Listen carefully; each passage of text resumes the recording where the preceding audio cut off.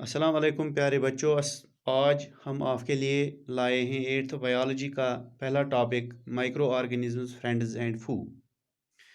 इस हिस्से में हम माइक्रो ऑर्गेनिज्म की इंट्रोडक्शन, उनकी किस्में और उनके नेचर, इनफैक्ट फ्रेंडली नेचर पर बात करेंगे। अगला हिस्सा जो आ रहा है इसमें हम उनके दुश्मनाना रवैये और ख़ासकर कोविड-19 और दूसरे पहलुओं पर बात करेंगे।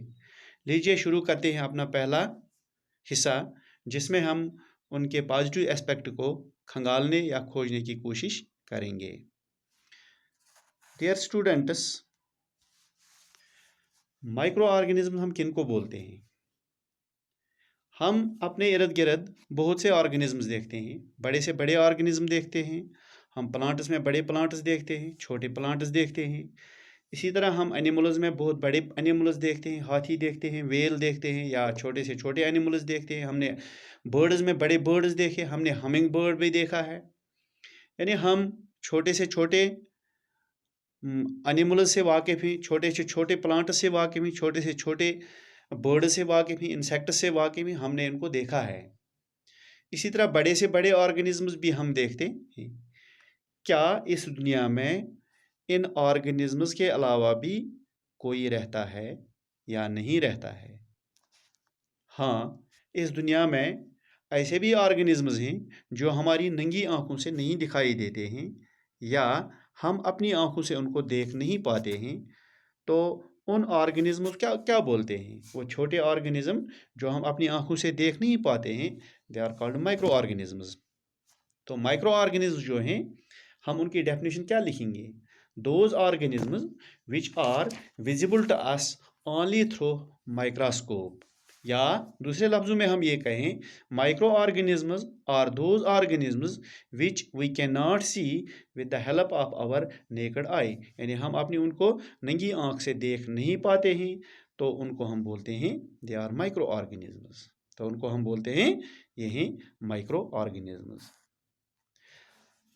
जैसा कि पहले ही मैंने आपको बता दिया प्यारे बच्चों, वो छोटे होते हैं, उनको हम नंगी आंख से नहीं देखते हैं, तो हम उनको सिर्फ माइक्रोस्कोप की मदद से देखते हैं। माइक्रोस्कोप किसको बोलते हैं? माइक्रोस्कोप एक इंस्ट्रूमेंट है, ये ऑप्टिकल इंस्ट्रूमेंट है, ये छोटी चीज़ों को बड़ा करके दिखाती है। माइक्रो ऑर्गेनिज्म जो हैं, ये कभी कभी अकेले भी होते हैं, ये कभी कभी कॉलोनीज भी बनाते हैं, कभी कभी ग्रुप्स में भी रहते हैं। यहाँ पर आपकी स्क्रीन पर ये दो ब्रेड के टुकड़े दिखाए गए हैं। तो इन ब्रेड के टुकड़े जो हैं, इनके ऊपर आप देखते हो ये कलर चेंज हो गया इनका, ये रॉटन हो गए इनके ऊपर, ये मोल्ड चढ़ गया है। असल में ये मोल्ड क्या है? यही दीज आर माइक्रो ऑर्गेनिजम्स। यानी ये हमारे फूड को स्पॉइल करते हैं, ये हमारे फूड को ख़राब करते हैं। तो ये वाइट पैचेस जो इस पर चढ़े हैं, या ग्रीन पैचेस जो चढ़े हैं इस पर, दीज आर माइक्रोब्स। प्यारे बच्चों, माइक्रो ऑर्गेनिजम्स जैसे कि नाम से पता चलता है, छोटे छोटे ऑर्गेनिजम्स हैं। जैसे कि हमारे इस दुनिया में आंखों से दिखाई देने वाले जो ऑर्गेनिजम्स हैं, उनमें डाइवर्सिटी है, different types of organism are there. क्या माइक्रो ऑर्गेनिज्म में भी मुख्तलिफ़ किस्म के ऑर्गेनिजम्स होते हैं? क्या इनकी अलग अलग ग्रुप बंदी होती है? हाँ। तो अगर देखा जाए तो माइक्रो ऑर्गेनिजम्स जो हैं, they are four main types of micro organisms. They are bacteria, fungi, algae and protozoa. मिसाल हम देते हैं, बैक्टीरिया जो हैं, इनकी मिसाल है lactobacillus, E coli etcetera. Algae की मिसाल हम देते हैं क्लामाइडोमोनाज, स्पायरोगैरा। फंजाई की मिसाल देते हैं ब्रेड मोल्ड, जो अभी आपको दिखा दिया मैंने। इसी तरह पेनिसिलियन, एस्पैरागस एट्सेट्रा। प्रोटोजुअन्स में एम्योबा, पैरामीशियम है। एक और किस्म का माइक्रो ऑर्गेनिज्म है जो माइक्रोब्स की कैटेगरी में आता है, लेकिन वो बाकी चारों से थोड़ा डिफरेंट है। दे आर वायरसेस, उनको वायरस बोलते हैं। तो ये भी माइक्रोब्स हैं। Viruses are also considered as microorganisms. They are different from other microorganisms because they produce only in the body of host organisms like bacteria, plant or animal. यानी जब ये किसी ऑर्गेनिज्म की जिस्म से बाहर होते हैं तो ये जिंदा नहीं होते हैं। They are considered as non living things. लेकिन जब वो किसी लिविंग थिंग के जिस्म में चले जाते हैं, फॉर एग्जांपल किसी बैक्टीरिया के जिस्म में चले जाते हैं, प्लांट के जिस्म में चले जाते हैं, एनिमल के जिस्म में चले जाते हैं, तो ये जिंदा हो जाते हैं, ये रिप्रोडक्शन करते हैं, तो वहाँ पर ये जिंदा होते हैं। यानी जो वायरसेस हैं वो बॉर्डर लाइन पर हैं, लिविंग और नॉन लिविंग वर्ल्ड की बॉर्डर लाइन पर हैं। अगर ये लिविंग वर्ल्ड में आ गए तो ये लिविंग थिंग्स कहलाते हैं, अगर ये नॉन लिविंग वर्ल्ड में हैं तो ये फिर नॉन लिविंग कहलाते हैं। देखिए जो वायरसेस हैं इनके बारे में तो हम अगले हिस्से में पढ़ेंगे, लेकिन ऊपरी सतह से हम देखें उनसे बहुत सी बीमारियां पैदा होती हैं। वायरसेस जो हैं they are villains, they are just like villains. बाकी जो माइक्रो ऑर्गेनिजम्स हैं, बैक्टीरिया, एल्गी, फंजाई, प्रोटोजोअन्स, वो अगर नुकसानदेह भी हैं लेकिन उनसे फ़ायदे भी हासिल होते हैं। लेकिन जो वायरसेस जो हैं ये नाम से ही डराते हैं, ये नाम से ही बहुत डर लगता है इनके नाम से। तो आजकल दुनिया में वायरस ने तहलका मचा दिया है, दुनिया की जो इकॉनमी है इसको क्रश कर दिया है। दुनिया में आज की डेट तक 2 लाख से ज़्यादा लोगों की डेथ हो गई है ड्यू टू कोविड-19। तो वो भी एक वायरस है, वो आगे जाकर हम पता करेंगे। लेकिन आम बीमारियां इससे हो जाती है। Common elements like cold, influenza, flu है, and most coughs are caused by viruses. Serious disease like polio and chicken pox are also caused by viruses. यानी वायरस जो हैं they are just like villains. तो वो सिर्फ क्या करते हैं, उनसे सिर्फ बीमारियां फैलती हैं। आपकी स्क्रीन पर ये शक्ल दी गई है, they are different types of micro organisms. For example ये जो यहाँ पर ऊपर दिया गया है, these are bacterias, spiral bacteria, rod shaped bacteria, ये शेप है इनकी। इसी तरह नीचे दिया गया है एल्गी की, ये एल्गी है इधर, क्लामाइडोमोनास, स्पायरोगैरा। इसी तरह ये प्रोटोजोअन्स के 2 किस्में ही, एम्योबा है या पैरामीशियम है। ऐसे ही फंजाई में आप देख सकते हो ब्रेड मोल्ड है जो हमारी ब्रेड पर चढ़ता है, या एस्पैरागस या पेनिसिलियम। तो ये different types of micro organism की शक्लें हैं। इसी तरह डियर स्टूडेंट्स हम आपको दिखाने जा रहे हैं वायरस। तो ये वायरस का, यहाँ पर वायरस दिखाया गया है, वायरस का स्ट्रक्चर है ये, इसके बारे में आपको अभी जानकारी दी। वायरस जो हैं they are always villains of this micro organism के वर्ल्ड के वो विलनस हैं। ये हीरो नहीं है बल्कि ये विलन है। अब देखते हैं ये माइक्रो ऑर्गेनिज्म जो है ये कहाँ पर पाए जाते हैं। Wire do micro organisms live. प्यारे बच्चों, माइक्रो ऑर्गेनिज्म्स जो हैं ये हर जगह पर पाए जाते हैं। कौन सी जगह है जहाँ पर माइक्रो ऑर्गेनिज्म्स नहीं पाए जाते हैं? माउंटेन्स हो, फॉरेस्ट्स हो, डेजर्ट्स हो, हॉट स्प्रिंग्स हो, वाटर हो, एयर हो, सॉइल हो, इवन हमारे जो घर के दरवाजे और खिड़कियाँ उनके डोर नॉब्स टेप वाटर में होते हैं। ये जो लेबॉर्ट्रीज अपने आप को कह रही हैं दे आर स्टेराइलेस्ट लेबॉर्ट्रीज या सबसे साफ शफाफ लेबॉर्ट्रीज दुनिया की हैं, वहाँ पर भी माइक्रो ऑर्गेनिज्म पाए जाते हैं। इवन हमारे जिस्म के अंदर भी माइक्रो ऑर्गेनिज्म होते हैं। हमारे टॉयलेट के अंदर माइक्रो ऑर्गेनिज्म होते हैं, टॉयलेट सीट पर माइक्रो ऑर्गेनिज्म होते हैं, बाथरूम में माइक्रो ऑर्गेनिज्म होते हैं। हमारे जिस्म के अंदर भी माइक्रो ऑर्गेनिज्म होते हैं।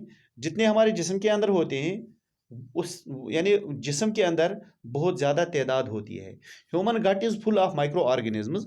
इंसान की अंतड़ियाँ जो हैं वो माइक्रो ऑर्गेनिज्म से भरी पड़ी हैं। अब देखते हैं माइक्रो ऑर्गेनिज्म्स जो हैं वो फ्रेंड्स भी हैं और फो भी हैं, यानी वो दोस्त भी हैं दुश्मन भी हैं। तो जैसे कि मैंने आपको बताया ये जो यूनिट है, ये जो हिस्सा है, इसमें हम माइक्रो ऑर्गेनिज्म के पॉजिटिव एस्पेक्ट की बात करेंगे। Micro organism play an important role in our lives, so some of them are beneficial in many ways whereas some others are harmful and cause diseases. जैसा कि पहले ही मैंने आपको बताया ये हमारे लिए फ़ायदेमंद भी हैं और कुछ ऐसे भी हैं जो हमारे लिए नुकसान करते हैं। देखिए हम दूध की दही बनाते हैं, या पनीर बनाते हैं, अचार बनाते हैं, ब्रेड बनाते हैं, केक्स बनाते हैं, पेस्ट्रीज बनाते हैं, अल्कोहल बनाते हैं, वाइन बनाते हैं, विनेगर बनाते हैं, तो ये सारा का सारा काम इन्हीं माइक्रो ऑर्गेनिज्म से लिया जाता है। जैसे दूध को दही में तब्दील करने के लिए bacterium called lactobacillus is responsible in making and helps in convert milk into curd, यानी एक किस्म का माइक्रो ऑर्गेनिज्म है, इसको लैक्टोबैसिलस बोलते हैं, यही दूध को दही बनाने में मदद देता है। इसी तरह हम ब्रेड लाते हैं या बन लाते हैं हम, तो ये ब्रेड या बन कैसे बनाता है? एक किस्म का फंगस है, इसको यीस्ट बोलते हैं, तो ये आटे के इस डॉफ में डाला जाता है, तो जब इसको पकाया जाता है उससे कार्बन डाइऑक्साइड खारिज होता है। कार्बन डाइऑक्साइड जो खारिज होता है तो उससे जो डफ है वो सॉफ्ट हो जाता है, तो इससे ब्रेड जो है तैयार हो जाती है, केक बनते हैं, बिस्किट्स बनते हैं, पेस्ट्रीज बनती हैं। तो ये थे बैक्टीरियाज या ये थे माइक्रो ऑर्गेनिज्म जो हमारे लिए फ़ायदेमंद हैं। माइक्रो ऑर्गेनिज्म जो हैं ये commercially they are very important for us, यानी वो हम तजारती पैमानों पर भी इनका इस्तेमाल करते हैं। तो कैसे करते हैं इनका इस्तेमाल? देखिए, micro organisms are used for the large scale production of alcohol, wine, acetic acid, vinegar. इनसे हम क्या बनाते हैं? इनसे हम अल्कोहल बनाते हैं, वाइन बनाते हैं, एसिटिक एसिड बनाते हैं, सिरका जिसको बोलते हैं। Yeast is used for commercial production of alcohol and wine. Yeast जो है इससे हम कमर्शियली क्या बनाते हैं? अल्कोहल और wine. For this purpose yeast is grown on natural sugars present in grains like barley, wheat, rice and crushed fruit juices extra. जितने भी ग्रेन्स होते हैं उनमें आपको मालूम है इनमें शुगर्स होते हैं, तो उन शुगर्स से ये कन्वर्ट किया जाता है यीस्ट में। ये यीस्ट की मदद से इनको अल्कोहल और वाइन्स में कन्वर्ट किया जाता है। इसी तरह जो फ्रूट जूसेस होते हैं उनको भी कन्वर्ट किया जाता है। The process of conversion of sugar into alcohol is known as fermentation. देखिए, शुगर जो है इससे अल्कोहल बनाने के प्रोसेस को बोलते हैं फर्मेंटेशन। तो फर्मेंटेशन जो है 1857 में पहली बार लुईस पास्चर ने ये तरीका ईजाद किया फर्मेंटेशन का। तो ये थे commercial use of micro organisms. Micro organism जैसे कि मैंने आपको बताया, they are friends as well as foes. तो मैंने आपको बताया कि मैं इसको पॉजिटिव एस्पेक्ट देखूंगा इसमें। तो मेडिसिनल यूजेस में मेडिसिनली वो हमें क्या हेल्प करते हैं? देखिए, जब भी हम डॉक्टर के पास जाते हैं, फीवर हो या कोई ऐसी इन्फेक्टेड डिजीज़ हो, इन्फेक्शन हो, तो डॉक्टर हमें क्या देता है? एक किस्म की दवा, इनको एंटीबायोटिक बोलते हैं। आजकल हम देखें दुनिया के मार्केट में, मेडिकल फील्ड में एंटीबायोटिक्स की एक भरमार है। तो ये एंटीबायोटिक्स जो हैं ये बैक्टीरियाज और फंजाई से बनाते हैं। Streptomycin, tetracycline, erythromycin are some of the commonly known antibiotics. These antibiotics are obtained from these microorganisms. तो ये क्या करते हैं? एंटीबायोटिक्स का काम क्या होता है? इनका काम ये होता है, ये मारते हैं जो डिजीज काजिंग माइक्रो ऑर्गेनिजम्स हैं उनको मारते हैं, या तो इनको बेअसर करते हैं। इस तरह इंसान बीमारियों से आज़ाद हो जाता है। एक मशहूर दवा ये है, एंटीबायोटिक है, इसका नाम है पेनिसिलिन। 1929 में अलेक्जेंडर फ्लेमिंग जो था वो करता था काम एक डिजीज़ के कल्चर पर। डिजीज़ कल्चर, उसने एक बैक्टीरियम कल्चर बनाया था, उस पर काम करता था। तो अचानक उसने देखा spores of a little green mould on one of his culture plates, यानी उसने ग्रीन मोल्ड के स्पोर्स अपने कल्चर प्लेट पर देख लिए। ही observe that the presence of mold prevented the growth of bacteria. In fact, it also killed many of these bacteria. तो mould को उसने देखा, उसने बहुत सारे बैक्टीरियाज को ख़त्म किया। From this, the mold penicillin was prepared. तो इसके नतीजे में जो मोल्ड पेनिसिलिन था ये बनाया गया, जिसने आगे चलकर दुनिया में मेडिकल फील्ड में बहुत ही रेवोल्यूशन पैदा किया। देखिए, स्टूडेंट्स, हम एंटीबायोटिक्स लेते हैं बीमारियों के बचाव के लिए, बीमारियों से बचने के लिए, लेकिन जो एंटीबायोटिक्स होते हैं इनका एहतियात के साथ इस्तेमाल लाजिम है। अगर हम एहतियात न करें तो ये नेगेटिव इफ़ेक्ट्स देते हैं। फॉर एग्ज़ाम्पल, कौन कौन सी चीज़ें हैं, कौन कौन से प्रिकॉशंस हैं एंटीबायोटिक इस्तेमाल करने में। It is important to remember that antibiotics should be taken only on the advice of a qualified doctor. जो डॉक्टर आपको बता रहा है, जितना डोज आपको दे रहा है, उसी हिसाब से एंटीबायोटिक्स खाने चाहिए। Also, you must finish the course prescribed by the doctor. If you take antibiotics when not needed or in wrong doses, it may take the drug less effective when you might need it in future. अगर हम गलत dose खाएंगे, बराबर dose नहीं खाएंगे, कम या ज़्यादा dose खाएंगे, तो इससे ये जो दवाई है आने वाले दिनों के लिए हमारे जिस्म में इनइफेक्टिव हो जाती है, तो बीमारी जो है इससे हमें नुकसान पहुंचता है। अभी मैंने आपको बताया हमारा जो जिस्म है ये माइक्रो ऑर्गेनिज्म से भरा हुआ है, तो माइक्रो ऑर्गेनिज्म जो हैं हमारे जिस्म में फ़ायदेमंद ही फ़ायदेमंद हैं, ये नुकसान ज़्यादा नहीं करते हैं। तो जो इनका फ़ायदा है, अगर हम ज़्यादा एंटीबायोटिक खाएंगे तो वो जो हमारे जो यूज़फुल बैक्टीरिया या यूज़फुल माइक्रो ऑर्गेनिज्म जो हमारे जिस्म के अंदर हैं वो नुकसान हो जाएंगे, इससे हमें नुकसान ही नुकसान है। प्यारे बच्चों, कॉमन कोल्ड जो है ये एक वायरल है, इसी तरह फ्लू जो है ये वायरल इन्फेक्शन होती है, वायरस से हो जाती है। आपको मालूम है अभी तक इन बीमारियों का कोई इलाज ही नहीं निकला है, इसलिए हमें चाहिए जब भी कोई फ्लू हो जाए या कॉमन कोल्ड हो जाए, इसके लिए एंटीबायोटिक्स का इस्तेमाल नहीं करना चाहिए। तो ये थे कुछ एहतियात एंटीबायोटिक्स का। देख लीजिए, एक और चीज़ है, इसको बोलते हैं हम वैक्सीन। वैक्सीन क्या होता है? When a disease carrying microbe enters our body, the body produces antibodies to fight the invader. The body also remembers how to fight the microbe if it enters again. So if dead or weakened microbes are introduced in a healthy body, the body fights and kills them by producing suitable antibodies. The antibodies remain in body and we are protected from the disease causing microbes. This is how vaccine works. Several diseases including cholera, tuberculosis, smallpox, hepatitis can be prevented by vaccine. Children are given injections to protect themselves against several diseases. Necessary vaccines are available in hospitals. Vaccinations are given to children for protection against polio under Pulse Polio program. Polio drops given to children are actually a vaccine. This is called oral polio vaccine. These days, vaccines are made on large scale from microorganisms to protect humans and other animals from several diseases. यानी जो ये vaccines हैं ये हमें बीमारियों से बचाते हैं, बहुत सी खतरनाक बीमारियां हैं इनसे हमें बचाते हैं।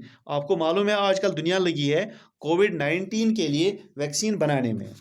तो इस तरह जो वैक्सीन्स हैं ये हमें लाइफ थ्रेटनिंग डिजीज़ से बचाने में बहुत ही अहम रोल अदा करते हैं। तो ये जो वैक्सीन्स हैं ये भी इन माइक्रो ऑर्गेनिज्म से ही बनाए जाते हैं। माइक्रो ऑर्गेनिज्म जैसे कि मैंने आपको बताया, they are always friendly towards our self, यानी वो हमारे लिए दोस्त का काम करते हैं। हमारी जो फसल है, अच्छी फसल निकलने के लिए, अच्छी फसल हासिल करने के लिए हमारी जो सॉइल है इसकी फर्टिलिटी अच्छी होनी चाहिए, इसकी ज़रख़ेज़ियत होनी चाहिए। Some bacteria and blue green algae are able to fix nitrogen from the atmosphere to enrich soil with nitrogen and increase its fertility. These microbes are commonly called biological nitrogen fixers. यानी ऐसे bacteria जो इस nitrogen को ज़मीन के अंदर fix करते हैं तो इनको बोलते हैं बायोलॉजिकल नाइट्रोजन फिक्सर्स। एक और खूबी है इन माइक्रोब्स की, ये हमारे माहौल को साफ रखते हैं। You often see a large amount of dead organic matter in the form of decaying plants and sometimes dead animals on the ground. You find that they disappear after some time. This is because the microorganisms decompose dead organic waste of plants and animals, converting them into simple substances. These substances are again used by other plants and animals. Thus, microorganisms can be used to degrade the harmful and smelly substances and thereby clean up the environment. अगर ये micro organism न होते तो हमारी ज़मीन जो थी लाशों से भरी पड़ी होती, हम इंसानों के जो ज़िंदा इंसान हैं उनके रहने की जगह भी नहीं होती। शुक्र है कि अल्लाह ने इन माइक्रो ऑर्गेनिज्म्स को ज़मीन की सफाई के लिए, माहौल की सफाई के लिए तैनात किया है। तो क्लीन करते हमारे इस एनवायरनमेंट को ये माइक्रो ऑर्गेनिज्म, और इस ज़मीन को एक नई जान बख्शते हैं इनको साफ करके। Thank you for watching this video. अगले हिस्से में हम उनके नेगेटिव एस्पेक्ट पर बात करेंगे। शुक्रिया।